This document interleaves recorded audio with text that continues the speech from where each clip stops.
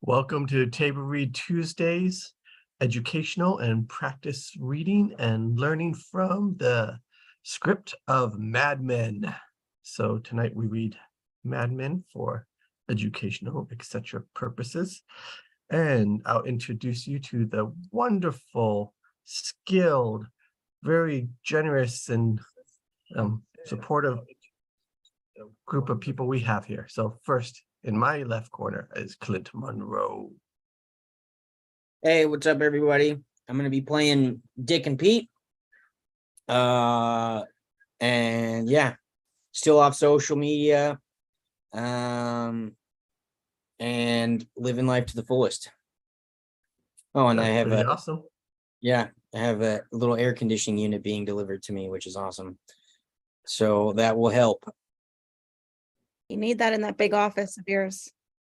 Oh, I got all kinds of stuff in there. And in Southern California. But in true madman fashion, I've got a desk drawer full of cocaine and whiskey. So I will be amped for this read tonight.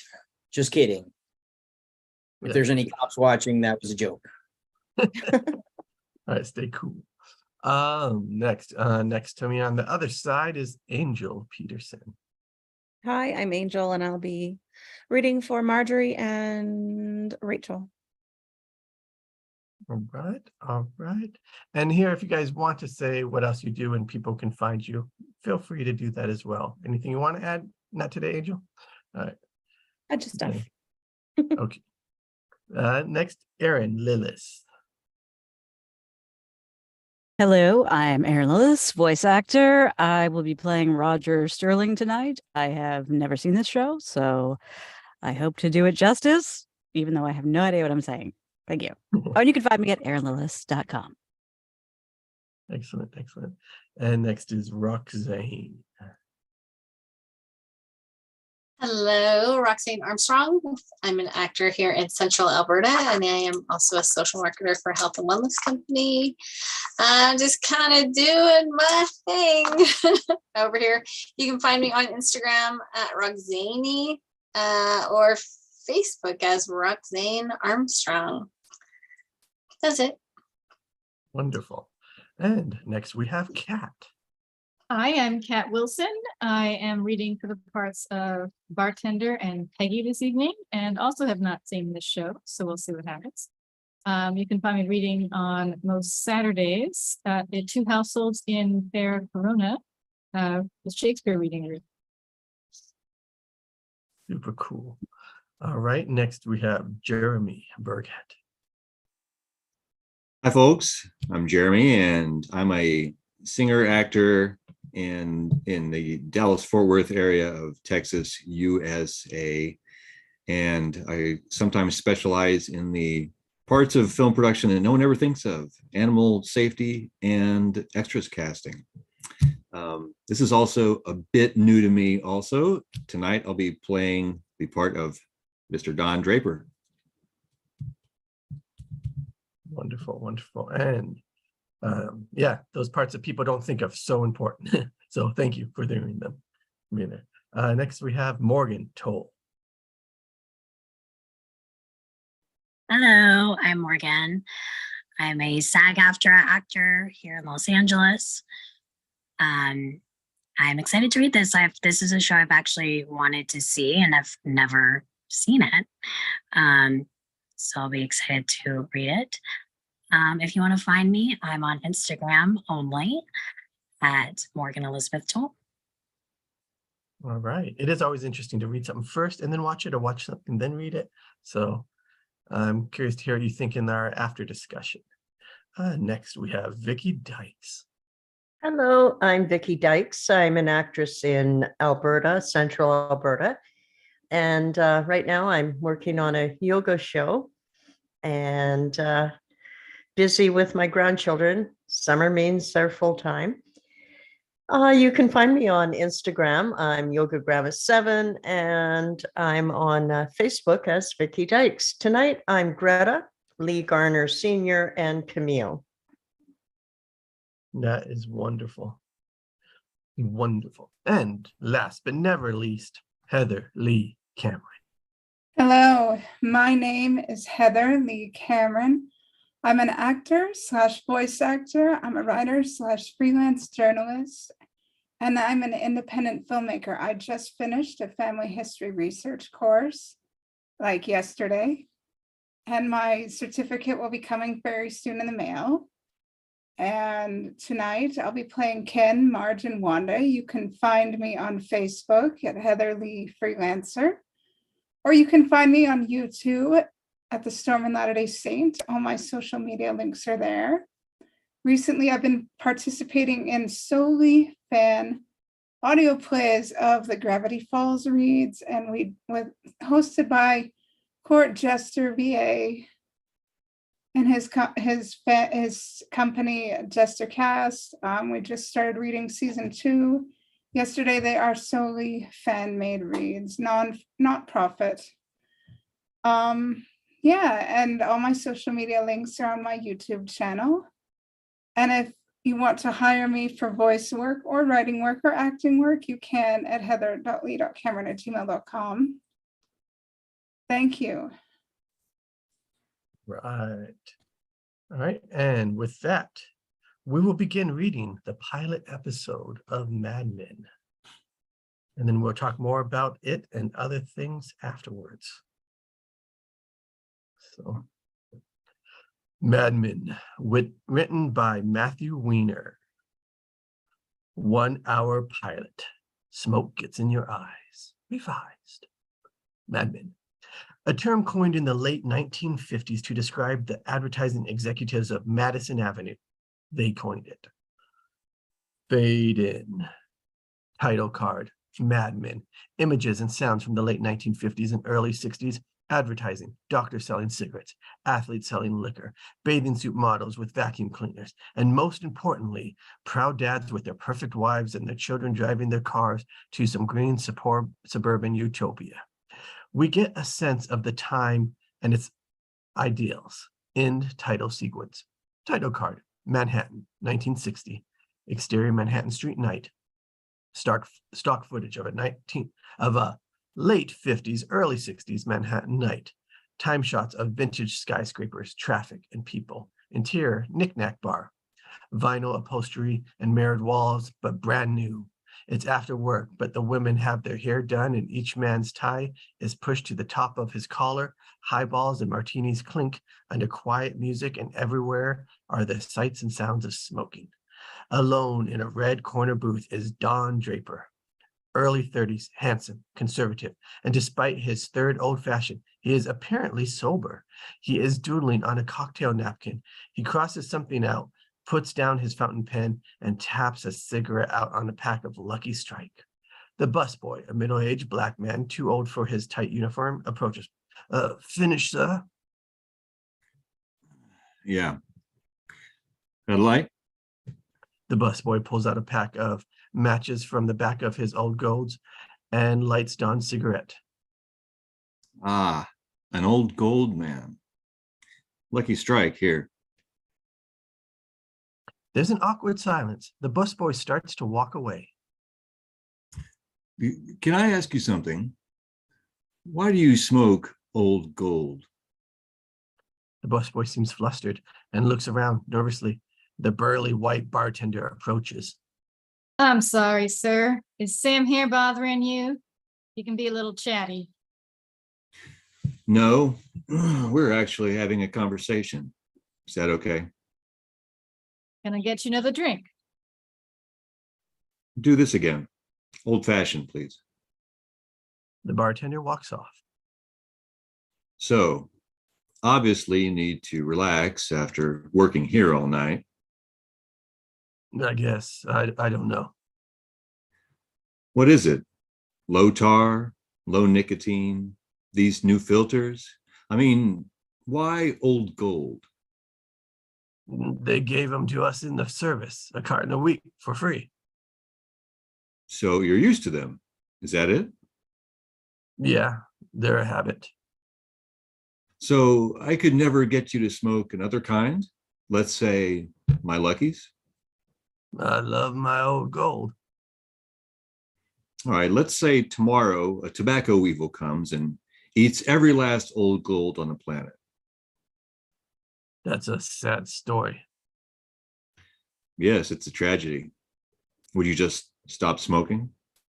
I'm pretty sure I'd find something. I love smoking.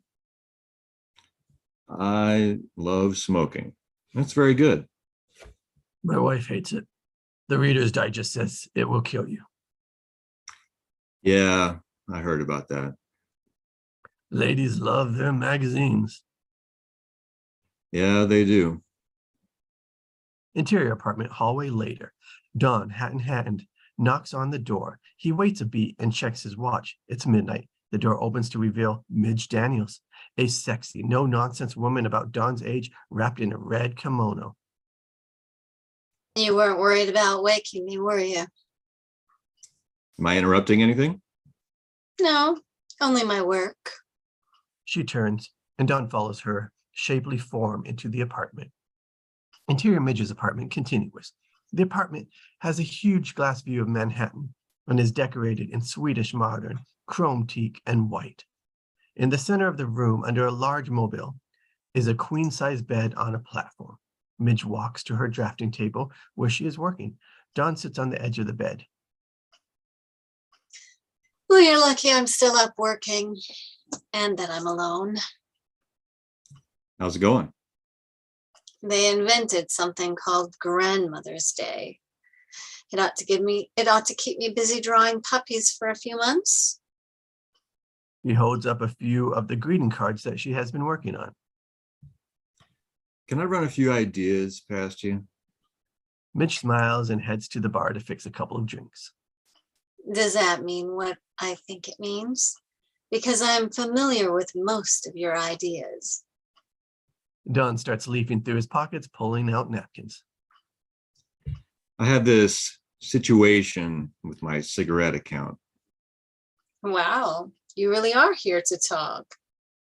The Trade Commission is cracking down on all of our health claims. I get Reader's Digest. This is the same scare you had 5 years ago. You dealt with it. I know I slept easier knowing that doctors smoke. But that's the problem. The whole safer cigarette thing is over. No more doctors, no more testimonials, no more cough-free, soothes your T-zone, low tar, low nicotine, filter tips, nothing. It's over. All that's left is a crush-proof box and 4 out of 5 dead people smoked your brand. Dawn drains his drink. Midge puts on a record. She sits behind him on the bed, starts rubbing his neck. Is this the part where I say, Don Draper is the greatest ad man ever, and his big, strong brain will find a way to lead the sheep to the slaughterhouse? Dawn grabs her hands over his shoulders, pulls her over and kisses her on the lips lightly. I don't want to go to school tomorrow. Are you going to pitch it to me or not? Midge, I'm serious. I have nothing. I'm over, and they're finally going to know it. The next time you see me, there'll be a bunch of young executives picking the meat off my ribs. Well, that's a pretty picture. What's your secret? 9 different ways to say, I love you, Grandma. She opens her kimono, revealing she has nothing underneath, and pulls Dawn's head to her chest. As she smiles with pleasure, we dissolve to interior Midge's apartment morning. Dawn is laying on Midge's chest. Midge smokes a cigarette. Dawn looks off towards the skyline. We should get married. You think I'd make a good ex-wife? Dawn sits up and grabs a cigarette off the end table. I'm serious. You have your own business, and you don't care when I come over. What size Cadillac do you take? Midge lays on the bed, completely naked, staring at Dawn. You know the rules. I don't make plans, and I don't make breakfast. She smiles a little and throws Dawn his watch. He puts it on. Sterling is having the tobacco people in 9 hours. I have nothing. People love smoking. There's nothing that you, the Trade Commission, or Reader's Digest can do to change that. There's a kid who comes by my office every day and looks where he's going to put his plants. Is he handsome? Exterior towering Manhattan skyscraper morning.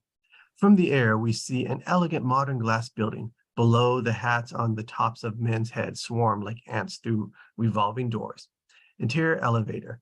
A middle-aged black man mans the controls of the crowded elevator. Three young execs, Ken, Dick, and Harry, in apparently identical suits, take off their hats and crowd to the back of the elevator. 23. What do you think about 23, Harry? The 23. Harry. I'm talking to you, Harry. Oh, but not right away. An attractive young secretary, holding her purse to her chest, steps on the elevator and turns her back to them. The three men look over and nod to each other approvingly. How can you take the long way up? I'm really enjoying the view here. Ah. The secretary looks down. The operator says nothing. Dick slouches against the wall. You going to Campbell's bachelor party? Yeah, I want to be there before they tie an anchor around his neck and drag him out to sea. I heard she's a nice girl. Who wants that? Interior Sterling Cooper ad agency continuous. We follow the threesome as they wind down the hall of the busy office. It's an ultra modern with teak paneling and Barcelona chairs. What'd you do that for? She'll probably be assigned to one of us. Then she'll know what she's in for. Besides, you have to let them know what kind of guy you are. Then they'll know what kind of girl to be. I have a feeling we won't be going to your bachelor party anytime soon. Yeah, well, compared to Campbell, I'm a Boy Scout. They walk past an attractive secretary, Hildy, who stands up as if to stop them. Excuse me, is he expecting you? He's not expecting anything. Ken holds his finger to his lips as the three men burst open the door to see. Interior Pete's office day. Pete Campbell in his mid-20s, charming, all-American, and on the phone. Oh, honey, don't worry. I'll get home safely. I have an important appointment right now, so why don't you go shopping for something? Take your mother to lunch and tell her it was my idea. Wow, he's good. The three guys, Ken, Dick, and Harry, settle into different places around the office. A few of them light cigarettes. It's just a bachelor party. No, I really don't want to, or I don't know what they planned, but judging from the creative brain power around here, we'll probably end up seeing My Fair Lady. Ken looks offended and takes a card out of his pocket with a drawing of a stripper. On it is written, "The Slipper Room." He holds it up for Pete. I'll tell you what, I'll stop by your place on my way home. Your mother can check under my fingernails. Of course I love you. I'm giving you my life to be with you, aren't I? He laughs and hangs up the phone and picks up her picture from the desk. What a great gal. I'll tell you guys, she stole my heart. And her old man's load. And her old man's loaded. As Pete laughs, he grabs the card with the stripper from Ken. Interior Sterling Cooper hallway later. Walking down a wide corridor with open offices on either side is Joan, mid-20s, an incredibly put-together office manager. A half step behind her, carrying a cardboard box with supplies, is Peggy Olson, who at 20 seems far younger.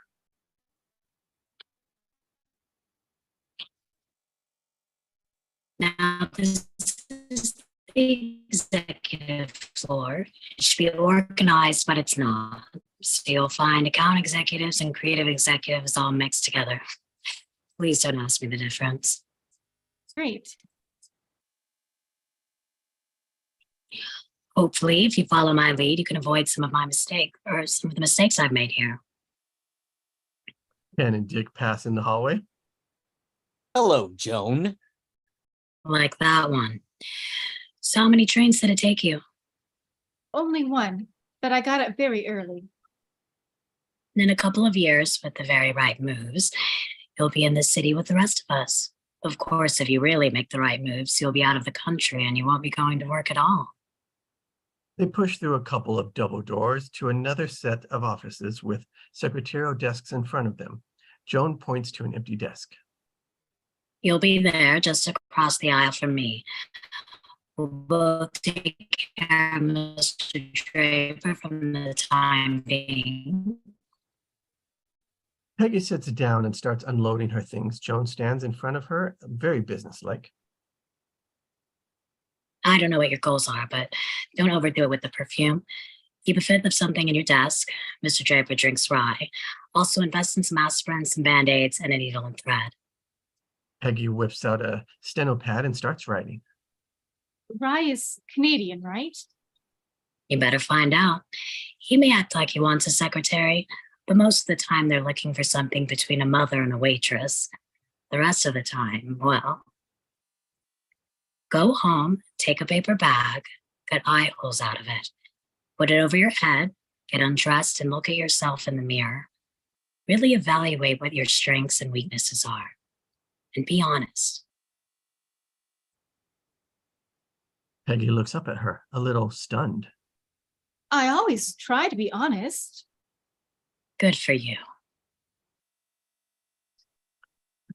As Peggy places her gleaming stapler on the desk, she stares at the 2-button intercom, the rotary telephone, and the electric typewriter. Now try not to be overwhelmed by all this technology. It looks complicated, but the men who designed it made it simple enough for a woman to use. Oh, I sure hope so.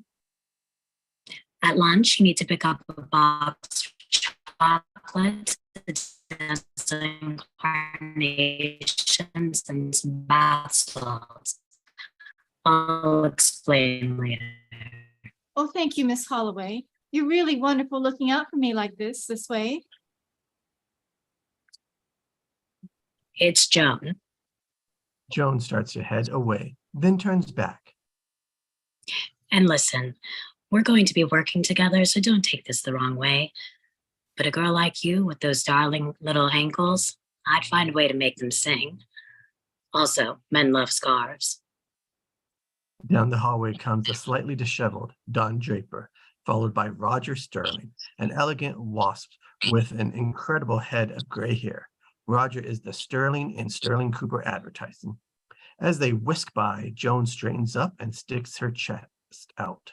She motions for Peggy to stand up as well. Good morning, Mr. Draper. Oh, Mr. Sterling, how are you? Good morning, girls. As they enter Don's office, Don automatically hands Joan his hat and overcoat and then closes the door behind them. Interior Don Draper's office continues. Roger speaks as Don opens a cabinet and hangs up his coat.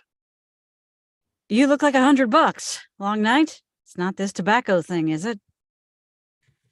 It has been on my mind. Well, I should hope so. Lee Garner and his father and the whole Lucky Strike family will be here at 4. Are you worried? Don opens a drawer, revealing a stack of freshly identical white shirts still wrapped in from the laundry. He takes one out and changes into it while they talk. No, if I was worried, I'd ask you what you have, but I'm not. So I'm just going to assume you have something, which means you should be worried. Don folds down his collar and starts tying his tie. So you came by because you wanted to watch me get dressed? No, I wanted to make sure you were here. Don drops a couple of Alka-Seltzer into a glass. And body, yes. Give me about a half hour for the rest. Roger heads out, but then stops, remembering something. Do we have any, how do I put this? Have we ever hired any Jews? Not on my watch. Very funny. That's not what I meant. We've got an Italian, Salvatore, my art director. That won't work. Sorry, but most of the Jewish guys work for Jewish firms. I know, selling Jewish products to Jewish people. That's good. It's just that our 11 o'clock is with Meccan's department store, and I wish we had somebody to make them feel comfortable. You want me to go down to the deli and grab somebody? You missed a button. Roger exits. Don buttons his shirt. He is now perfectly dressed. He looks out of the spectacular view of the Manhattan and closes the Venetian blinds. Now in his dim office, he lays carefully on the couch. He looks up at the ceiling and stares a moment at the dark fluorescent fixture. A fly buzzes trapped inside. He closes his eyes. Fade out. Interior Don Draper's office later, over black, we hear Peggy's disembodied voice. Mr. Draper, excuse me, Mr. Draper. Fading up on Don's POV, Peggy stands over Don holding a glass of water in one hand. Mr. Draper, excuse me, I'm sorry to wake you, but Mr. Campbell is outside. He doesn't know I'm sleeping in here, does he? No, sir. That's good. And who are you? I'm Peggy Olson, the new girl. Don looks at her, putting things together. He stands up and tucks in the tail of his shirt, runs a comb through his hair. Can you go out there and entertain him? I know it's my first day and I don't want to seem uncooperative, but do I have to? I see your point. I brought you some aspirin. Don smiles and takes the glass of aspirin from her. Send him in. As Peggy turns, Pete swings the door open and enters. You look like $100. Ready to go sweet talk some of these retail Jews? You're hard to take first thing in the morning, Pete. I never heard any complaints. Speaking of which, who's your little friend out there? She's the new girl. You always get the new girl. Management gets all the perks. Where are you from, honey? Miss Stever's secretarial school. Top notch. But I meant where are you from? Are you like Amish or something? No, I'm from Brooklyn. Well, you're in the city now.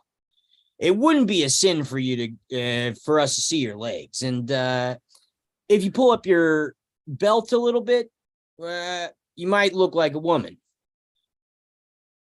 Peggy tries to hide her embarrassment by ignoring Pete. Is that all, Mr. Draper? Hey, I'm not done here. I'm working my way up. That'll be all. It's Peggy, right? Yes, Mr. Draper. Oh, and it's time for your 11 o'clock meeting. Peggy starts to walk out.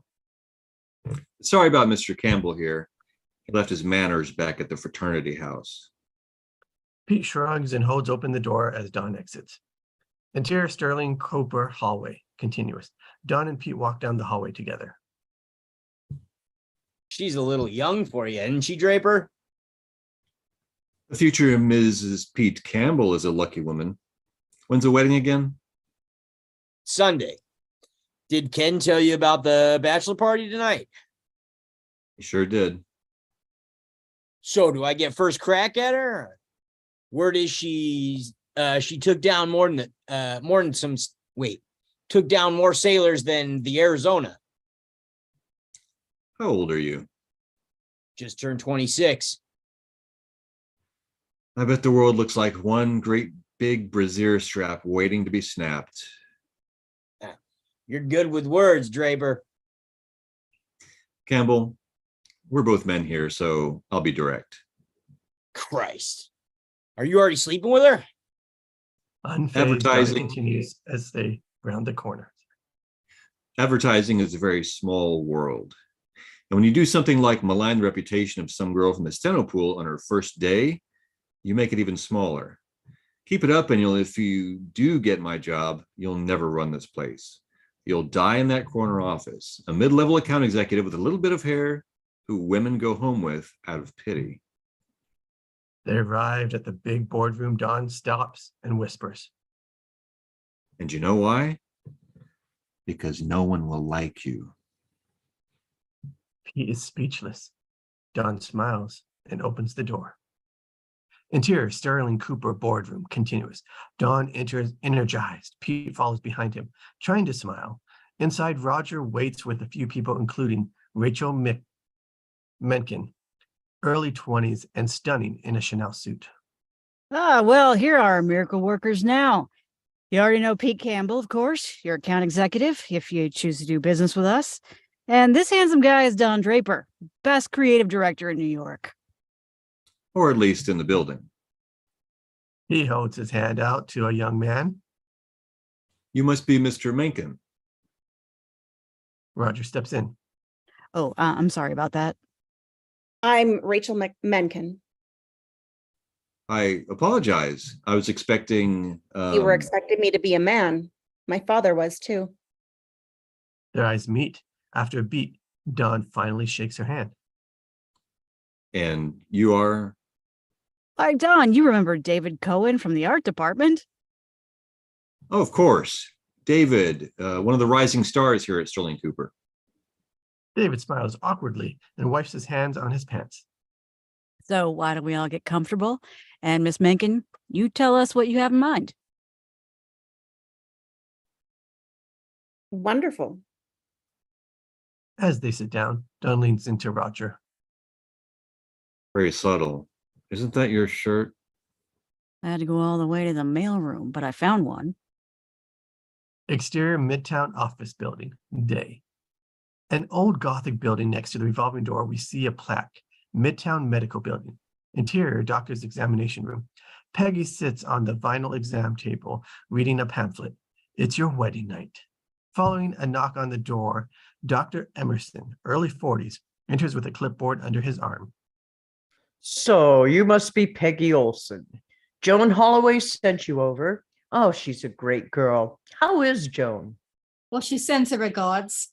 Oh, she's a lot of fun. It must be a scream to work with her. Oh, yes. I think it's pretty terrific. Try to make yourself comfortable and relax. Dr. Emerson nods towards the stirrups. Peggy leans back and stares up at the acoustic tile. Dr. Emerson adjusts the reflector on his forehead and begins to palpate Peggy's stomach. I see from your chart and your finger you're not married. Well, that's right. And you're interested in the contraceptive pills? Well, No reason to be nervous. Joan sent you to me because I'm not here to judge you. There's nothing wrong with a woman being practical about the possibility of sexual activity. Now spread your knees. well, that's good to hear. Of course, as a doctor, one would like to think that putting a woman in this situation, it's not going to turn her into some kind of, strumpet. Slide your fanny towards me. I'm not going to bite. Peggy winces as he inserts the speculum. Now, I'll warn you now, I will take you off this medicine if you abuse it. Peggy looks toward him, but is blinded by the light of his forehead. As she hears is his disembodied voice. Oh, shit. It's really for your own good. But the fact is, even in our modern times, easy women don't find husbands. Oh, I understand, Dr. Emerson. I really am a very responsible person. He turns off his light and goes to the other side of the room. He lights a cigarette. No, I'm sure you're not that kind of girl. Now, Joan, I'm kidding along here. You can get dressed. Peggy starts to awkwardly put her clothes on, turning her back to the doctor. Now, I'm going to write you a prescription for Enovid. Now, there's $11 a month, but don't think you have to go out and become the town pump to get your money's worth. Yeah, excuse my French. Peggy smiles politely and takes the prescription. Interior Sterling Cooper boardroom later. Rachel Mencken sits between David Cohen and Pete, listening to Dawn and Roger give their pitch. Dawn standing by some mock-up ads. The table is lined with shrimp cocktails, toast points, and a pitcher of Bloody Marys. So what Don's saying is that through a variety of media, including a spot during the Danny Thomas show, if you can afford it, we can really boost awareness. Then a 10% off coupon in such ladies' magazines will help increase your first-time visitors. After we've got them in the store, it's kind of up to you. Mr. Draper, our store is 60 years old. We share a wall with Tiffany's. Honestly, a coupon. Miss Mencken, coupons work. I think your father would agree with this strategy. He might, but he's not here because we just had our lowest sales year ever. So I suppose what I think matters most right now. Rachel takes out a cigarette. Pete lights it, smiling. Miss Macon, why did you come here? There are dozens of other agencies that are better suited for your needs. If I wanted some man who happened to be from the same village as my father to handle my account, I could have stayed where I was. Their research favors coupons too. Miss Mencken, it's not just research. Housewives love coupons. I'm not interested in housewives. So what kind of people do you want? I want your kind of people, Mr. Draper. People who don't care about coupons, whether they can afford it or not. People who are coming to the store because it is expensive. We obviously have very different ideas. Yes, like the customer's always right. Gentlemen, I really thought you could do better than this. Sterling Cooper has a reputation for being innovative. You are way out of line, miss. Roger takes hold of the situation. Don, please, let's not get emotional here. There's no reason we can't talk this out. Talk out what? Some silly idea that people will go to some store they've never been to because it's more expensive? It works for Chanel. Mencken's is not Chanel. That's a vote of confidence. Now Pete tries to ease the tension. What Don is saying is that Chanel is very different kind of a place. It's French, it's continental, it's Not just another Jewish department store. exactly. Rachel stumps out her cigarette and the shrimp cocktail. You were right, Roger. This place really runs on charm. This is ridiculous. Don, I'm not going to let a woman talk to me like this. This meeting is over. Good luck, Mrs. Mencken. Don storms out. Pete follows him. David reaches for the pitcher of Bloody Marys. As Roger glares, David awkwardly stops, caught. Enter Sterling Cooper hallway. Moments later, Don walks down the corridor at a brisk clip with Pete trailing a step behind. Hey, Don, hey, I don't blame you. She was out of line. Adding money and education doesn't take the rude edge out of people. Well, Roger's not going to be happy. So I guess that's good for you. He grabs his arm, stops him. I'm not going to pretend that I don't want your job, but you are right. It's not great. I'm not great with people, and you are. I mean, not counting that meeting we were just in, so I'm kind of counting on you to help me out. There's plenty of room at the top. Don calms down. Yeah. I'm sorry I was so hard on you before. It's this damn tobacco thing. You'll think of something. A man like you, I'd follow into combat blindfold. And I wouldn't be first. Am I right, buddy? He holds out his hand. Don just looks at him. Let's take this a little slower. I don't want to wake up pregnant. As Don walks away, Pete tries not to look insulted. Fuck you. Enter Sterling Cooper corridor later. Joan leads Peggy down the hallway. Peggy is holding the flowers, candy, and bath salts that were requested. Dr. Emerson is a dream, isn't he? He seemed nice. He has a place in Southampton. I'm not saying I've seen it, but it's beautiful. Joan stops in front of a door. Now, don't be nervous, but this is the nerve center of the office. You and your boss depend on the willing and cheerful Never snap, yell, or be sarcastic with them. And above all, always be supplicant. Joan opens the door. The door too. Interior telephone switchboard. 3 women with headsets plug and unplug into a wall of wires, lights, and holes. There's a drone of ad-libbing, "Good afternoon, Sterling Cooper. Please hold. Mr. Dawson's office. Please hold," etc. I know you girls are busy, but we've got a new one. Peggy, this is Marge, Nanette, and Ivy. They nod to Peggy while they work. Joan elbows Peggy. Well, I brought you some things. I guess sort of a getting to know you gift. The women stop working. The board buzzes and lights continue as they chat. Aren't you a sweetheart? If I know Joan, the candy's for me. Not fair, Joan. You know she has to lose 8 pounds by Christmas party. Well, I think you look great. Joan smiles, pleased that Peggy has picked up the cue. It's because I'm sitting down. Come back and visit anytime, honey. Who does she work for? Dawn Draper. They got rid of Eleanor? She moved on. Draper wasn't interested. Well, she couldn't get a call through. Rude little thing. I see you all have your hands full. We won't be a bother.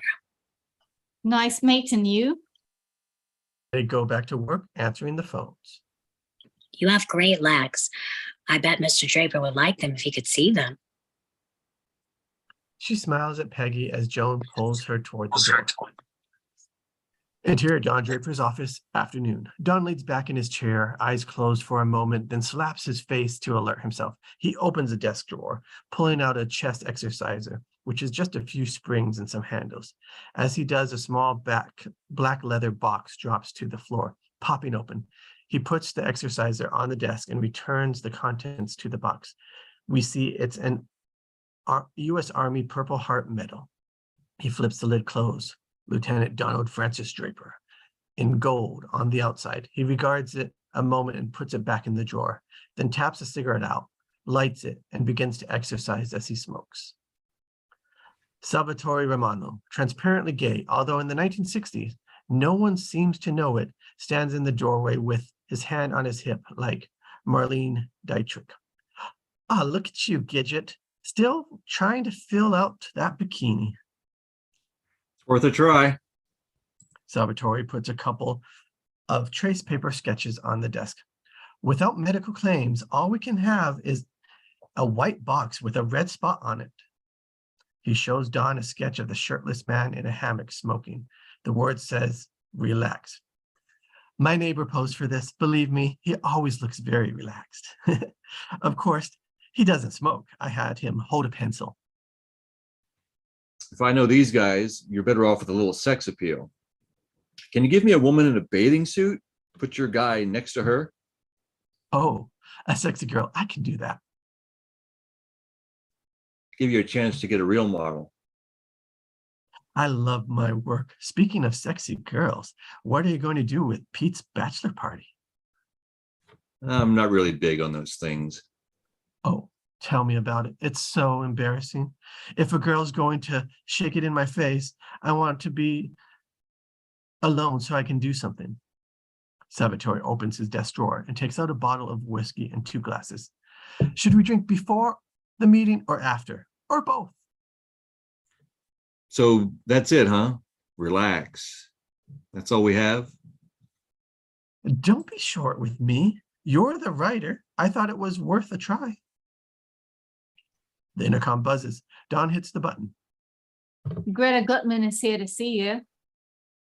Send her in. Sal drops a cup of Alka-Seltzer into a glass of whiskey. Great.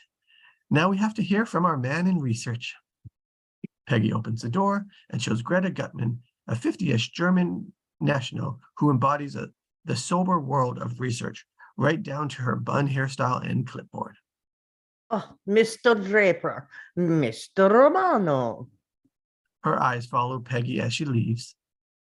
I see you have another attractive young placing. You can fight with Campbell over her. Salvatore spits his drink back into his glass, stifling a laugh. Oh, you both seem more relaxed than I expected. Oh, do you have some kind of surprise for the tobacco people? I'm doing my own research. Hmm. If you are planning to continue this medical testimony, you'll only be inviting further government interference. We must police ourselves. What's your slogan? The medical thing is dead. We all understand that. Yes, dead. An apt choice of words, considering the public is convinced that cigarettes are poisonous. If we can't insist that they're not, well, I believe my most recent surveys have provided a solution. Now, we can still suggest that cigarettes are part of American life or too good to give up. And most appealing, an assertion of independence. So basically, if you love danger, you'll love smoking. Oh, we could put a skull and crossbones on the label. I love it. Oh, before the war, when I studied with Adler in Vienna, we postulated that what Freud called the death wish is as powerful a drive as those for asexual reproduction and physical sustenance. Freud, you say. Which agency is he with? Oh, So we're supposed to believe people are living one way and secretly thinking the exact opposite. That's ridiculous. Let me tell you something, Miss Gutman, doctor. Dr. Gutman. Psychology is terrific at a cocktail party, but it happens people were buying cigarettes before Freud was born. The issue isn't why should people smoke, it's why should people smoke Lucky Strike? Suggesting our customers have a, what did you call it, a death wish? Well, I just don't see that on a billboard. It's all a big scare anyway. So what if Reader's Digest says they're dangerous? They also said Bambi was the book of the century. There's no proof, no studies. There's conclusive proof that none of these low tar, low nicotine, or filtration systems have any effect on the incidences of lung cancer. Well, this isn't Germany. If you were right, the government would shut down the tobacco companies, not just limit advertising. Just give me the damn report. I think you'll find it very convincing. I'm sure I will. You were the one who dug up all our medical testimonials to begin with. Well, that's true, Mr. Draper, but I mean, Greta gives what passes for a smile. Has anyone else seen this? no, of course not. It's your account. Good. I don't want to hear about it again. I'm sorry, but I find your whole approach perverse. I understand. Good luck at the meeting. I'm sure it will be a quick one. Greta excerpts. John throws the report into the wastebasket. Sal, I'll take that drink now. Fade out. Fade in. Title card, 4:15 p.m. Interior Sterling Cooper boardroom afternoon. The large table in the boardroom is covered with ashtrays. Lee Garner Jr., a 40s tobacco magnate, and his father, Lee Gardner Sr., sit flanked with other tobacco executives. Across the table, Roger, Don, and Pete listen patiently to Lee Gardner Sr. live in Southern anger. I just don't know what we have to do to make these government interlopers happy. They tell us to build a safer cigarette, and we do it. And then suddenly, that's not good enough.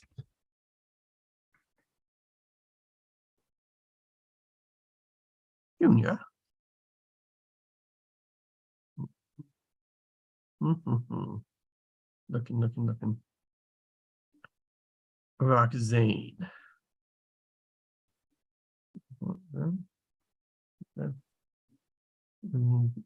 And take Lee. Lee Garner Jr. Yes. We might as well be living in Russia.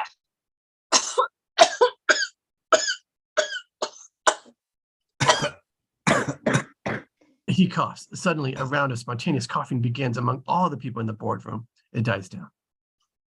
Damn Damn straight. s- Oh, damn straight. You know, this morning I got a call from competitors at Brown and Williamson, and they're getting sued by the federal government because of the health claims they made. We're there aware of that, Mr. Garner, but you have to realize that through manipulation of the mass media, the public is under the impression that your cigarettes are linked to certain fatal diseases. Manipulation of the media? That's what I hired you for. Our product is fine. I smoke them myself. My granddad smoked them. He died at 95 years old. He was hit by a truck. I understand, but our hands are tied. We are no longer allowed to advertise that Lucky Strikes are safe. So what the hell are we going to do? I mean, we already funded our own tobacco research center to put this whole rumor to rest. And that's a great start, but it may not affect sales. Don, I think that's your cue. Don opens a folder. It's filled with blank pages. He pretends to shuffle the pages around, stalling. Well, I've really thought about this, and hell, you know I'm a lucky strike man from way back.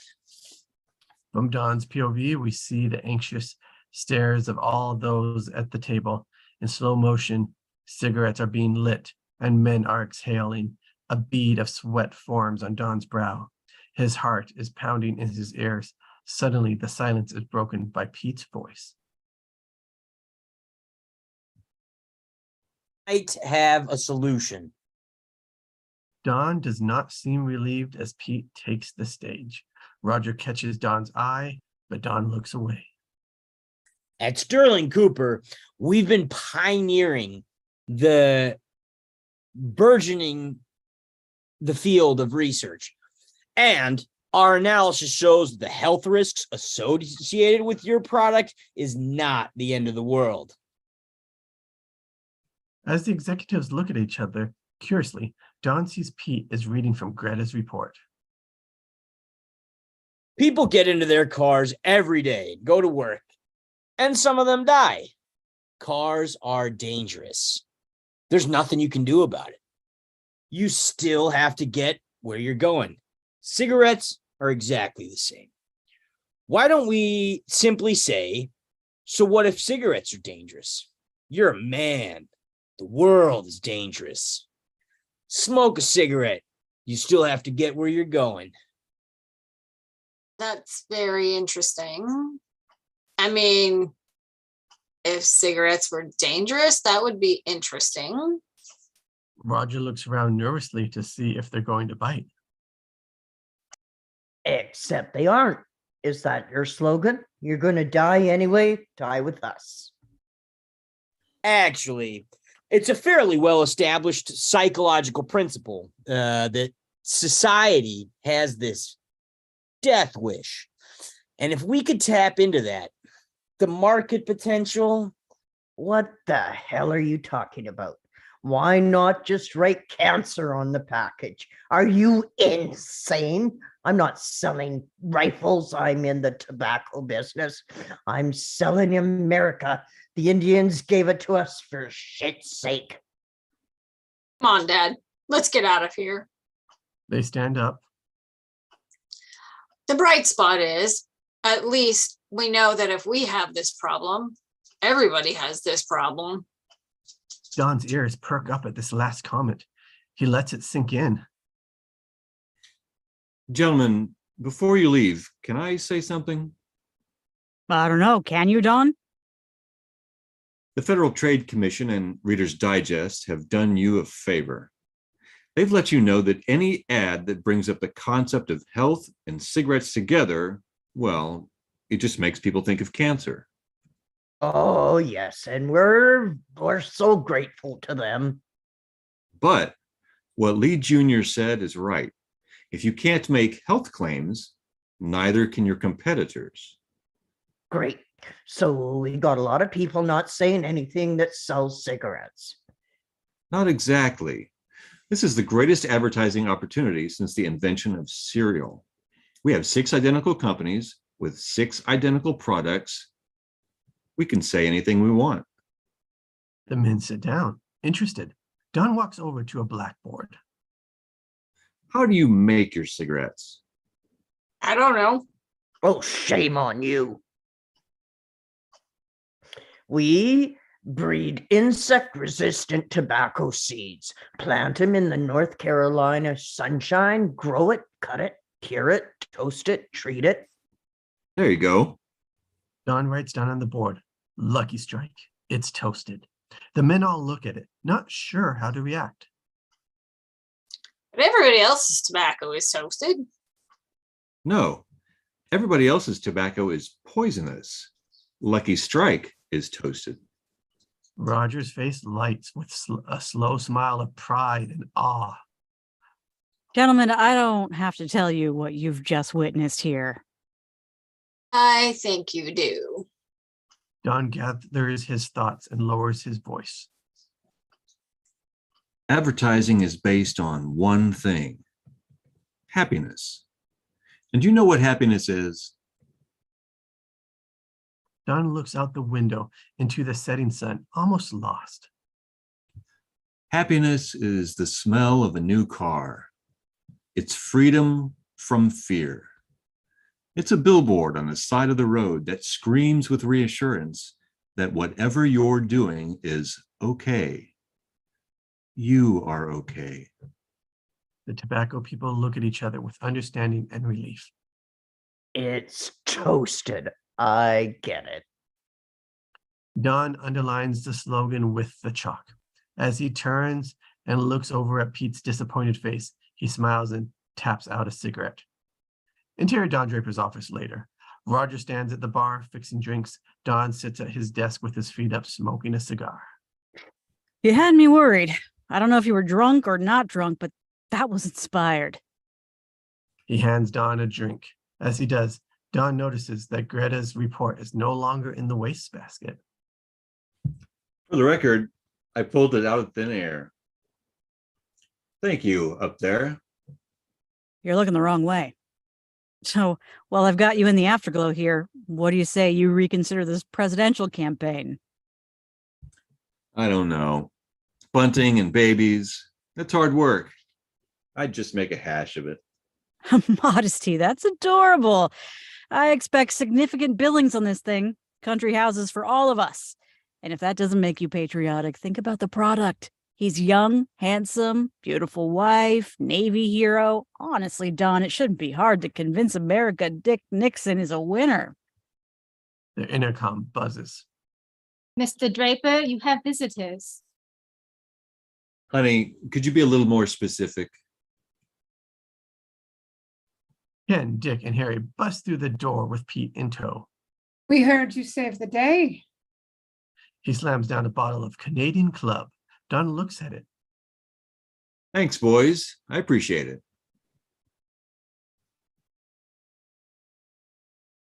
I told them how amazing you were. I'm still tingling. The guys start fixing themselves drinks.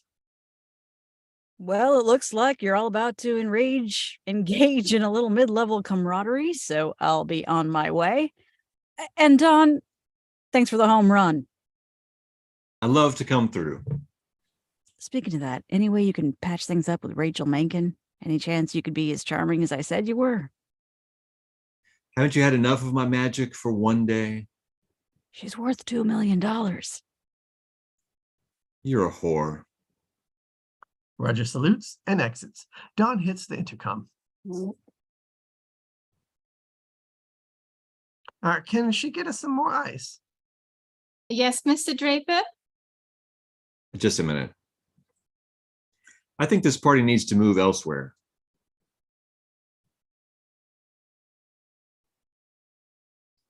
Who's Dick? Oh, that's me. Well, move wherever you want, but it's 5:30. The bachelor party is underway. I don't know. Oh, come on, Don. All hands on deck.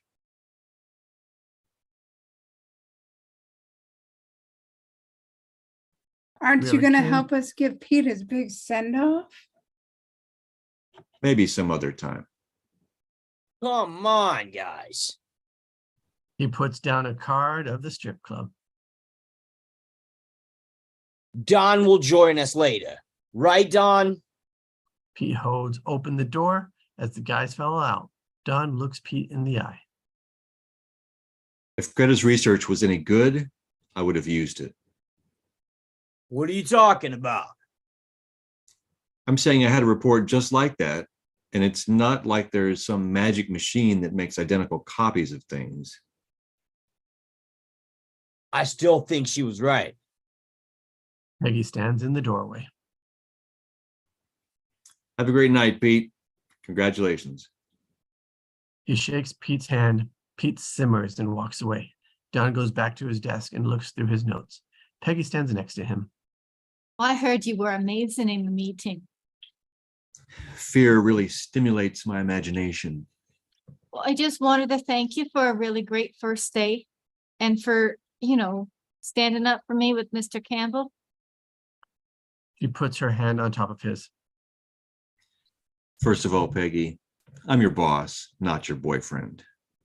And second of all, you let Pete Campbell go through my trash again, and you won't be able to get a job selling sandwiches at Penn Station.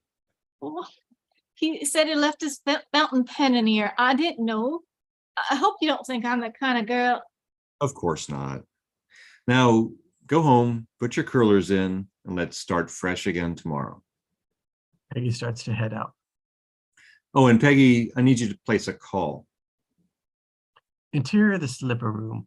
Live jazz sizzles. In the background, a buxom blonde stripper is on stage. She unzips her dress in the back and slowly shakes it to the floor. Through a smoke-filled air, we see Ken, Dick, and Harry, Salvatore, and Pete sitting in a corner booth. They are drinking and laughing, but Pete is in no mood to participate. Ken hands a scantily clad waitress $10. I want to see you here every 15 minutes, whether you have drinks or not. As she puts the drinks down, she shows them her cleavage. Every 5 minutes. The waitress smiles and crosses off. They all watch her. Let's live here. You better do more than look tonight. You have a girlfriend, Salvatore? Come on, I'm Italian, even though I don't sound like it. Just then, 3 beautiful young women in cocktail dresses and pearls approach the table. Wanda, a brunette with too much hairspray, sits down next to Pete. Is there some kind of party here? Pete turns to Ken. You shouldn't have. Pete turns to Ken as the women chat with Salvatore. Hey, how many times are you going to get married? How do you swing it? They work at the automat. He pressed the button and they came out. The girls squeeze into the booth. Cleo, a redhead with fake eyelashes, puts her arm around Salvatore and holds a cigarette to her lips. Salvatore lights it. I hope we're not interrupting anything. Definitely not. Camille, a platinum blonde in a Chinese dress, squeezes in between Ken and Harry. Well, I have the best seat. What are we drinking? More of whatever's making you the way you are. I love this place. It's hot and loud and filled with men. I know what you mean. Cleo looks at Salvatore curiously. Wanda leans over and grabs Pete's hand with a drink in it and pulls it to her lips. She takes a sip, then reacts like a little girl. My God, I can already feel it. I have a feeling you're like this all the time. I like to laugh. Is that right? We see his hand reach under the table to her knee. He tickles her a little. She squirms and giggles. You stop that. You said you like to laugh. He tickles her again. She throws her head back, laughing louder. I mean, it's Too delicious. We see his hand slide up under her dress and a look of shock goes over Wanda's face. She stops laughing instinctively and brusquely pushes him away. Hey, I said stop it. What are you doing? You know exactly. Wanda You know stands what, up and girls? picks up her purse. You know what, girls? I think we should go. Oh, come on. He grabs her arm. She tries to move. You're hurting me. I'll be good. Wanda rubs her arm and sits down on the other side of the table. The waitress comes over. Pete throws some money. Get the girls whatever they want. Wanda stares at Pete and then links arms with Dick. So, what do you fellows do? You're looking at the finest admin in New York. Hell, the world. As Wanda throws her head back laughing, we see Pete sullenly staring off at the stripper. Her bra explodes off of her, revealing 2 sequined pasties on her gigantic breasts. As the applause begins, the spotlight blacks out. Interior Zebra Lounge later. A white-coated old waiter weaves through the old formal lounge room of the bar, as well-dressed couples intimate drinks by candlelight. He arrives at a booth where Dawn and Rachel sit across from each other. For the lady, a special Mai Tai. He puts down a large fruit and umbrella-covered glass. And 1 neat whiskey. Rachel takes a sip through a long straw.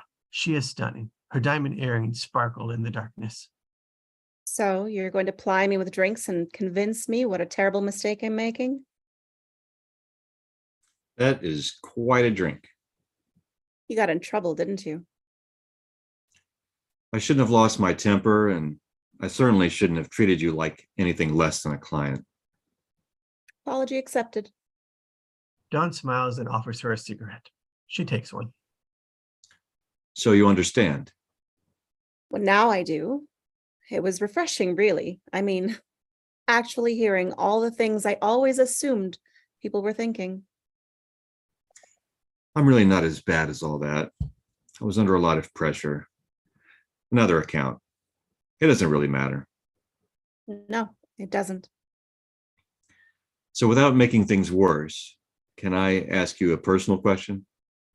Don't you want me to get a second drink first? Why aren't you married? Are you asking what's wrong with me? It's just that you're a beautiful, educated woman. Don't you think getting married and having a family would make you a lot happier with all the headaches that go with fighting people like me? If I weren't a woman, I would be allowed to ask you the same question.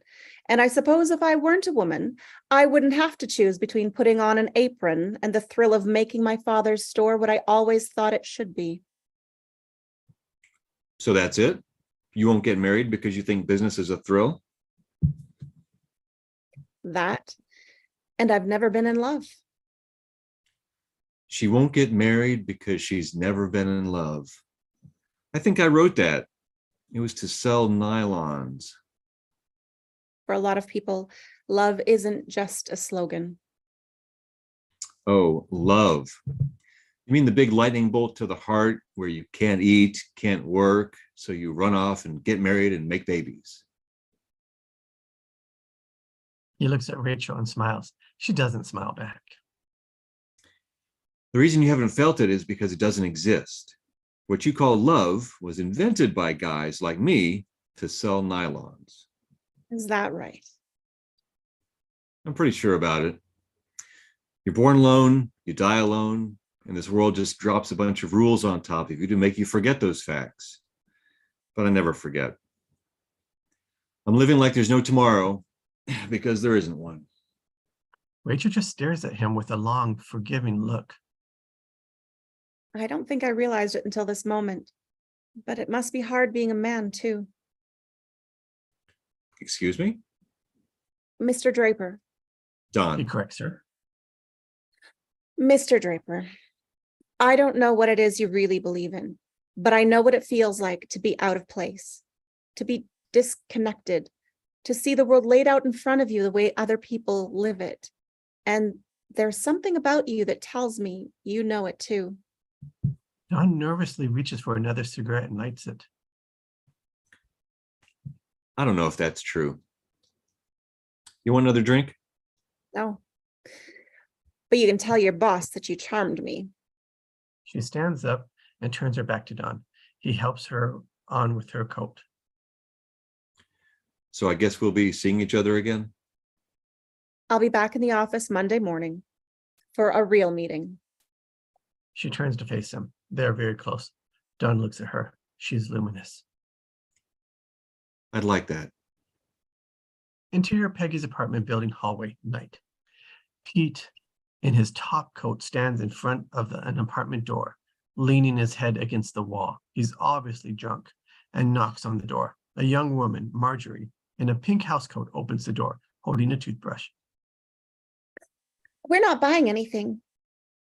Actually, for the first time today, I'm not selling anything. Does Peggy live here? Do you know that it's 9:30? Actually, it's 9:15. Is Peggy in? Hold on. He closes the door. She opens it again. Peggy comes to the door in a white bathrobe and slippers. Do you know him? Well, it's okay, Marjorie. We work together. He's really drunk. It's okay, Marjorie. Marjorie gives a stare and walks back. Peggy closes the door behind her and stands in the hallway with Pete. So, what are you up to? Peggy smiles. Nothing. Sitting in my room, listening to records, getting ready for bed. Another big day tomorrow. I'm getting married on Sunday. I heard that. You must think I'm a creep. Why are you here? He looks down and takes a step toward her. He leans in very close to her. His lips are almost on her forehead. He talks over her head. I wanted to see you tonight. Me. To see you tonight. Peggy's hand turns the doorknob. She opens the door. Marjorie, Yeah, Peg. I'm going to bed now. Peggy takes Pete's hand and leads him into the apartment. The door closes and fills the frame. Exterior commuter train night. The silver blur of the train carves past. We follow up a window where Dawn sits nursing a drink, reading the paper. Exterior suburban train station later. Dawn and a few other trench coat, hat wearing businessmen exit the station and run in the light drizzle to the parking lot. Exterior Draper house. The car pulls in. Door opens. Don heads to the front door. He fumbles with his keys and puts them in the brightly painted red door. Interior Draper foyer. In the dimly lit entryway, Don shakes off the rain, climbs the stairs to the bedroom door. Interior Don and Betty's bedroom. Suddenly, we are close on a woman's hand as it turns the switch on to enable the table lamp. We pull back to reveal Betty, 29, and beautiful despite having just awoken. I called the office and they said you just left. Don comes over and gives her a kiss on the cheek. I didn't want to wake you, bother you. It's no bother. I just assumed you were staying in the city again. There's a plate in the oven. She helps him take off his tie and opens his shirt. He smiles at her and gives her a deep kiss. Unless you're not hungry. I'm not. I'll be right back. Don't move. Interior Draper's children's room continues. We watch Don's feet, now in slippers, cross the floor. He eases onto the side of the bed. His hand reaches out to gently stroke a shock of gold hair. We pull out to reveal he is sitting between the twin beds containing Robert and Sally, his two children. Don has a hand on each of their heads as they sleep. He looks up to the doorway where Betty now leans in her peignoir, smiling at the scene of domestic bliss. Don looks away to the window. We follow his gaze as we dissolve to exterior idyllic two-story colonial house. We pull back from the dimly lit window. The rain has stopped. Another car pulls in next door. A man gets out and heads in. Houses stretch in the distance. Fade out. End of show.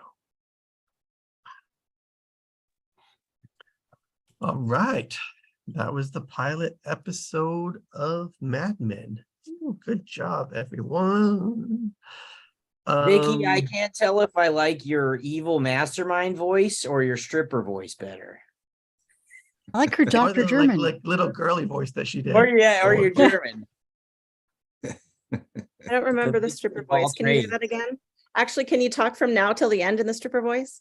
Calm No down, And Heather problem. too. I calm liked down. Heather's flirty girl. Oh, thank you. Yeah, Peggy was everybody said it. shocking. I just did not expect Peggy to do what she did. No, I didn't either.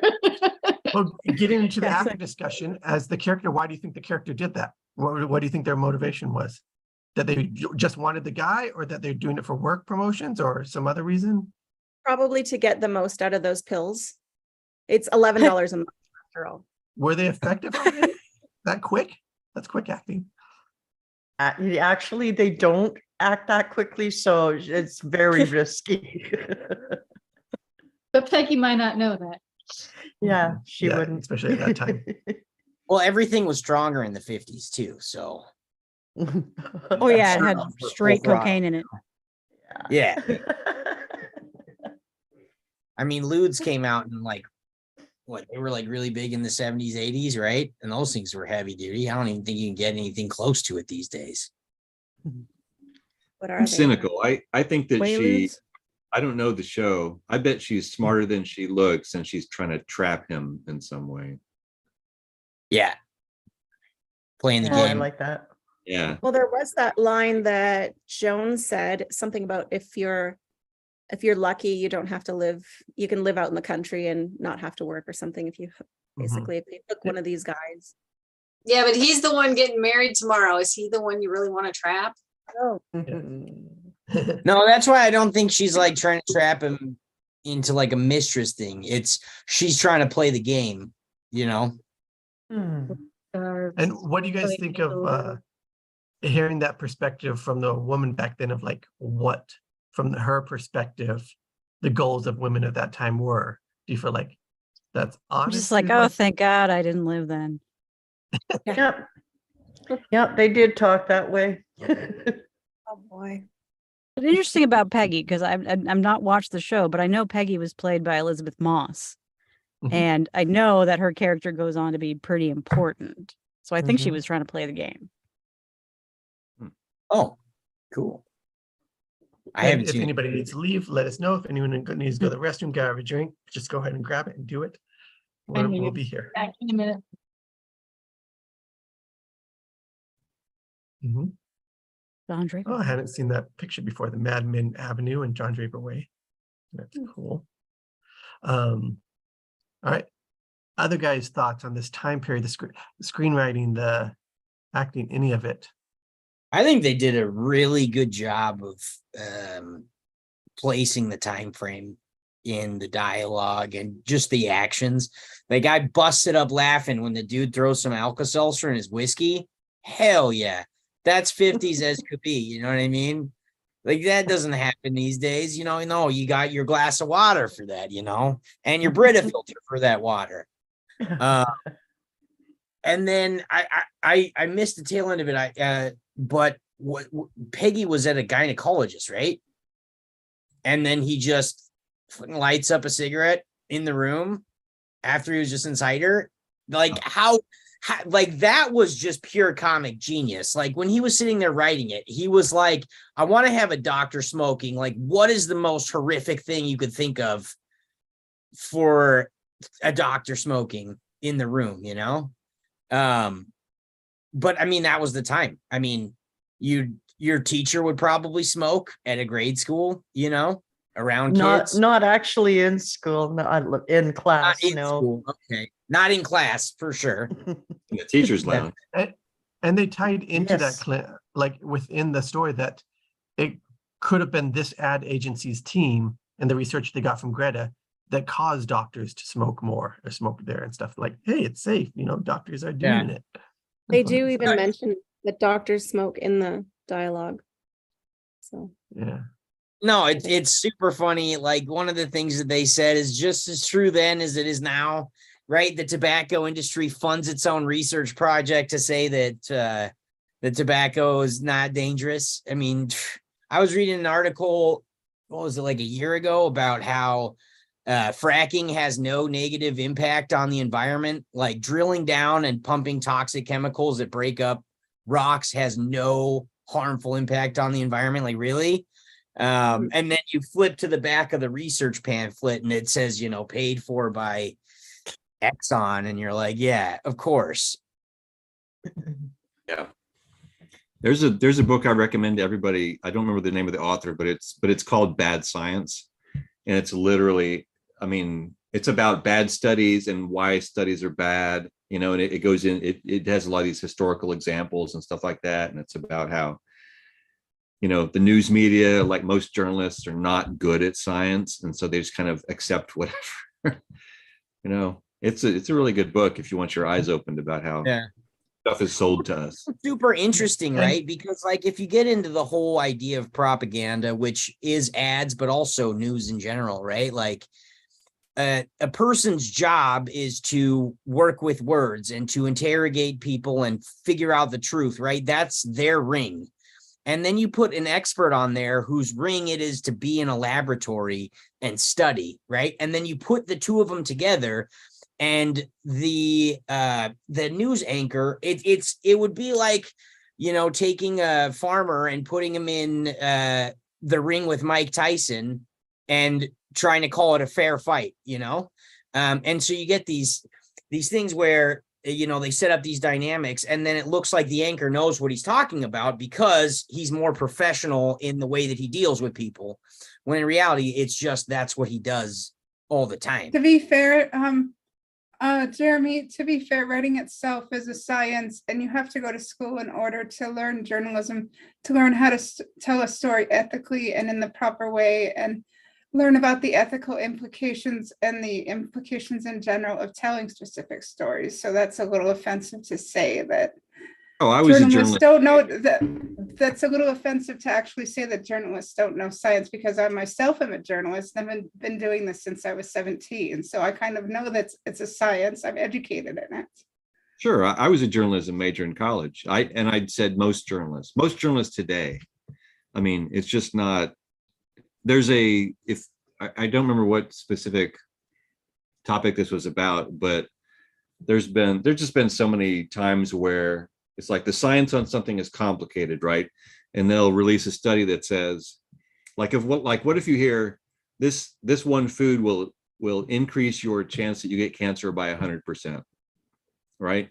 So that's pretty frightening, right? You can put that on a billboard and everybody will like, broccoli doubles your chance of cancer. You'd be like, oh crap, well, I'm not eating broccoli anymore.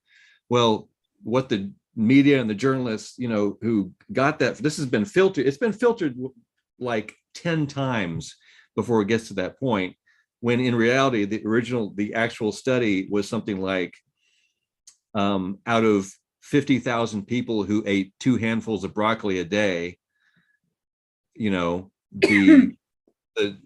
the new study says, oh, instead of 2 of them getting in a year getting cancer, now it's 4 of them. It's like, that's because some journalists don't adhere to ethics, but other journalists actually interview scientists who have done these studies. Like, for example, I interviewed some scientists who actually did a study on French fries having carcinogens in them. So I actually have gone and interviewed people who have done studies related to stories. That is how you put science into journalism. You actually go and look for empirical evidence, and by talking to people who know about the subject, and hence you write the story based on fact. I think this is an interesting conversation, because if you take what both of you are saying, you get Mad Men. Because you study the search and then you spin it, and that's how you get the advertising. And Oh, like when you go to journalism school, I think that why do you it's think it took definitely me better. 2 years to go to journalism school? You had to learn how to write a story, you had to learn to report, you had to learn the ethics, you had to learn the laws. You had to learn how to communicate with people and how to advertise. It wasn't just, not anybody can be a journalist. You have to study to do it. And it took me 2 years. It's a lot more advanced now because of digital journalism, but it took me 2 years, and it takes people who get bachelor's degrees 4. Right. I would It's agree a with you. complex I science. think nowadays with a lot of, since journalism has diversified a whole lot, as opposed to like 20 years ago, when you only got journalism from, NBC, ABC, and CBS, right? Those were the TV stations, back then. This was a much bigger problem. Now, I agree with you. Now we have a lot more responsible people who can do this on their own. It used Yeah, to be a you bigger also problem. deal with unfiltered media, and you've got vloggers who have to share their opinion. I mean, if you just look back on the information that came out from COVID, it was all over the place. This is a global pandemic. It's fake. It was made by bats. The Chinese are trying to kill everybody, like there were so many random things coming out in so many different directions. So I guess you do have to like pick where you get your news from, And I mean, there's Yeah, so many like Heather, different you're people. right. Everyone should be ethical and stick to those standards, and I'm sure a lot do, but there's others that also have their spin or their priorities or their objectives that could be I different. learned some things when I was doing the year of family history research studies. Bloggers and stuff, those are authored narratives because they may have facts, but they're also the opinion of the blogger. Yeah. And Sorry, it's I'm crazy being what so people can scientific do. here because I've invested a lot of years in journalism, so I Yeah. kind of know a few things. And the people on the ground that don't have degrees behind their names, they risk their lives and do a lot to get the news to the journalists. They have interviews like in third world countries with people who aren't on the ground, and even those who are on the ground in the countries, they risk a lot of their lives to get the news that's going on in the countries to the major news stations. Totally. So we need And to be grateful for them who actually risk their lives to get us information. I think we're all pro journalist. It's the unethical journalists we are not pro. The ones who And write some a of the stuff bias, I agree. That's what you're talking about, the ones who write with the bias, and that's what they shouldn't do. What's up, Morgan? What are you saying? There's also like the Onion, which is like funny The Onion. fake news, that people report on. So there's all kinds of journalists. My favorite piece of journalism of all time, I think it came from the Globe. I'm not quite sure. Or like the National Enquirer, but it was when the United States first invaded Afghanistan. And it was the chronicles of this half man, half bat that was trained by the United States Special Forces and was working with the Marines to infiltrate Afghanistan and track down Osama bin Laden. There's a couple Weekly different World articles. News. Yeah, because that's my favorite publication as well. Yeah. It was pretty legendary. Now, I don't know about the accuracy and the ethics that went into that article, but it was printed in a newspaper. It was Well, definitely like some of the third world countries, some people have to do pretty dangerous and slightly unethical things to get information because there are no such things as ethics in third world countries. People have to be dangerous to get information, but they get it. That's I don't No, know. there's if I would say mad that. respect for journalists. I mean, if you're doing the right thing in some countries, I mean, you disappear, wasn't there the guy I was just hearing about it, the guy that disappeared? Jamal Khashoggi. I can't remember the guy's name. My friend And was there's telling even me. a website called Reporters Sans Frontiers. They're kind of like along the lines of Doctors Without Borders. They go around the world trying to get information, and it lists like how many people have died in countries trying to get news. Yeah, totally. All right, we've covered Sorry, this Jacob, part we're of the just subject. so passionate Let's about move on to the next part. Like one thing I've noticed in the script, like to me, this script was written kind of in the way it feels like you're taught that you're supposed to write scripts. It felt very clean, very sparse, very, at least to me when I was looking at it. What'd you guys think? Yeah. Seems like for an hour show, it was a very quick read. Yeah, a lot of dialogue, super dialogue heavy. Yeah. I imagine Yeah. it was very art department heavy too, because I'm using this background from Roger's office, and I think Clint, you're using a background, like all that source material. That's what I think is interesting about the show, the actual like production and props. They had to fill all that in. There wasn't a lot of it in the script. So that's where I'm And learning how the wardrobe. art department can contribute, the wardrobe, the hairstyles, the Totally. makeup, the Yep. lingo. Like tweed jackets. Ugh. Mhm. That are just I like think they wearing purposely a carpet. Put a lot of stuff that would piss off women in that first pilot. Oh my God. Yeah. I think that's Speak like up, what Roxanne, speak up. kind Don't of be made it confused. time frame. The typewriter thing, don't be intimidated by this advanced piece of machinery. They've made it so even a woman can use it. Yeah. Yeah, and then they come out with that. Love was and obviously, invented by like nylon pre-Xerox, advertisers. right? This whole thing was pre-Xerox. Remember, he's like, Yeah. we don't make a machine that copies this word for word, you know? Right. Right. That was All fun. those I things think- that were said to Peggy about lift your dress up, tighten your belt, Totally. show off what you got. Like, ankles. fuck you. Yeah. Crazy. I mean, but I think that's great world building Yeah. of That- the time period, because when you think of that time period, especially women, like that's something that's talked about all the time. Before this show, when you talked about what it was like to be a woman in the 50s, that's what you talked about. And they like brought it right back and they threw it in your face and they said, this is New York City in the 50s, is what it's like, you know, and as difficult as it is to read, I can't imagine what it's like to experience, especially back in the 50s. Yeah. I mean, it is And that other world. line, like, have you hired any Jews? Not on my watch. Yeah, totally. Yeah. Totally. That line about the typewriter being so easy to use, even a woman could do it. I'm not sure if I kind of want to watch the episode now, because I'm not sure if she was saying that like sarcastically or yeah. or genuinely. You know what I mean? I just watched it and it didn't, if it was sarcasm, it was so absolutely subtle. It did Like it not was seem that way. totally deadpan. It was I just feel it's- deadpan. Interesting, because like in the beginning, women were the programmers, women managed the computers, and women did all the typing. So why wouldn't they be able to use it? Well, it was think just, electric, you know, hurry. so advanced. It's also but that's super how they interesting advertised it, though. that, they did a documentary on it. They talk about how editing a movie was a woman's job, right? Oh, that's all tidying and organizing, right? And we find out now later that that editing is making the movie. I mean, they have the final say, the most creativity around who gets what and how they're seen, you know. And it was the pioneers of early Hollywood were all women, which is bad. Yes, Heather. I think in that scene with the typewriter and stuff, I think that older secretary was just trying to teach the younger secretary to learn her place and understand it, and don't go outside the chalk outlines, and just kind of learn your place. Don't be creative, just learn your place, be good, so you can get that nice ending for yourself that we're supposed to get. Their opinion of the time of what that nice ending is.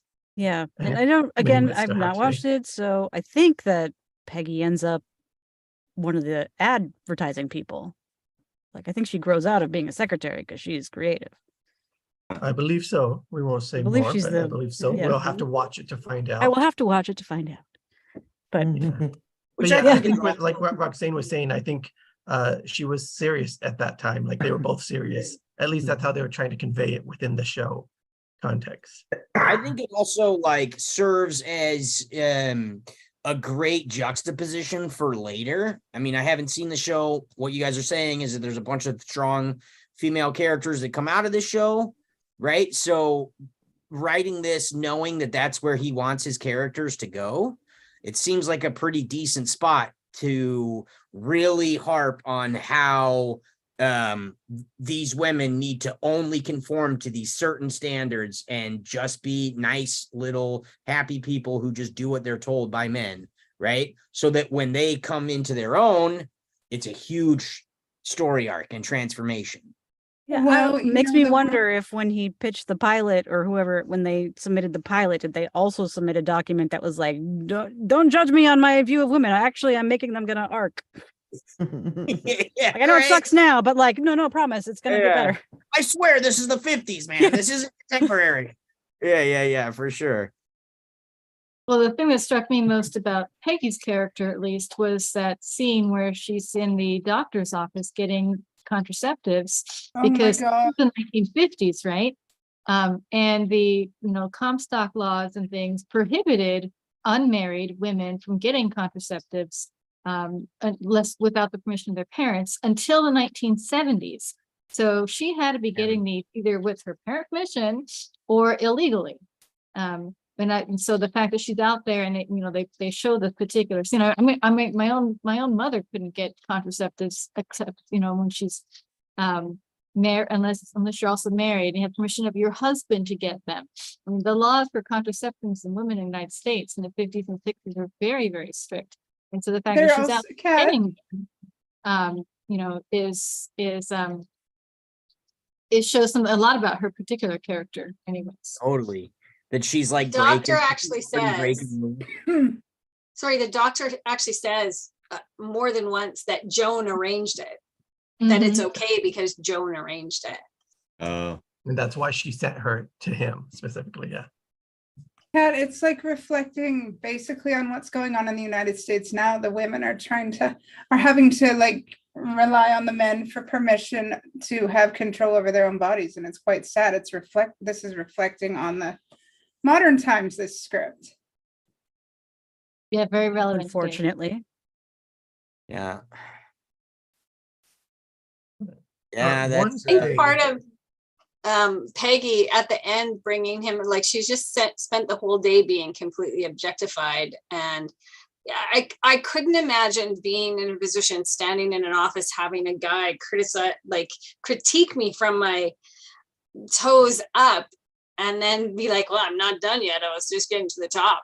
Like it just is so cringy. And at the end, for her to then take Pete into her room, it's almost like it's her taking that opportunity to seize that power and make a choice that's not put upon her. And to combine what you're saying there with what Clint was saying earlier about her maybe playing the game or whatever, like there's that moment in the middle where she puts her hand on John Draper's hand. You know what I mean? Like already first day, and maybe from the influence she's getting from the other people at work, maybe she feels like she has to or should, or she's trying to play that game. And then also shows his character. We already know he's cheating on his wife, but he also stood up for her that one time, takes her hand off of his, I guess, trying to build up. So even if girls hate this time period or hate some of the characters, that they won't maybe hate the main character, even though he's not that's perfect really either. interesting too at the end, where like it's really good to humanize him so that he's not some douchey bachelor like my character Pete or whatever. That he is single, he is a bachelor, he does his thing, but he does have kids that he takes care of, you know what I mean? His own children. And he is taking care of somebody. He does have responsibilities and he is a family man. Yeah. The gray area. Or the he's kind of a douche dichotomy. to Pete, but Yeah. Well, The other He's fun still thing that a product of But, that you know. time, right? yeah. What was that, Aaron? I was Didn't like hear that. changing the subject. The other fun thing Yes. that came out of Mad Men was the reintroduction to all the old cocktails. Mm. And when Mad Men came out, I actually worked at an advertising agency, and one of the things we made was this Mad Men cocktail culture app. It was just all the recipes that you could download and like fake download and fake pour and shake your cocktails. It was one of my first projects in my advertising agency days. That's cool.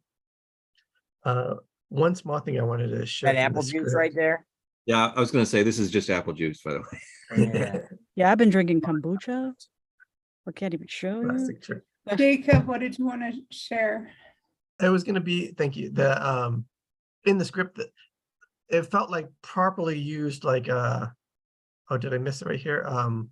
Parentheticals, like the almost to himself that you are okay. Like if this wasn't in here, like I saw this clip of the show, and he says this a very certain way because this parenthetical is in there. And if it wasn't in there, then yes, this would be, of course, up to the actor or the director to interpret how they want. But the writer, I think, is trying to build something with the character. And he said he totally reads it this way, but he could have like pointed out like you are okay and like emphasized it to the ad people. So to me, Yeah. it felt like the appropriate time to put it in, because it's not all throughout every single one. Yeah, It's not in totally. here too much, but Yeah, it is in certain I spots. use that a lot for specific instances when you're talking, right? Like if I'm addressing you guys and then I have to turn to talk to somebody else, like put something in right there. Or yeah, like under your breath or something like that, when the direction of how you're delivering the line's gonna change. You know, I wouldn't go over the top and be like, he says it sarcastically, then he says it funny, then he's straight, you know. But when it's something that's did the actor like needs to know in order to deliver that character's line. Yeah. I Where it think can that be was maybe misinterpreted. important. I think that was important for the writer to convey specifically to Don Draper, because there is and I won't spoil it, there is a reveal later in the season that he is not quite what he seems. Mhm. Nice. Oh, that spoiled everything. I'm sorry. No, I'm just kidding. It- I'm gonna be does- guessing what he turns into. Now you're guessing, yeah. He's a It bad does- person. It did make me think that, well, he's got some damage that, Yeah. we'll find out about later, I guess. Yeah. Everyone's insecure. Everyone has going through things we can't see. Yep. Even as, Self-influence, smoking somebody's man. seams. I haven't All right. seen anything of this other than the 20 minutes I watched right before we came to read. You got 20 minutes more than me. Yeah. who has watched it? Who's going to watch it now? Whatever.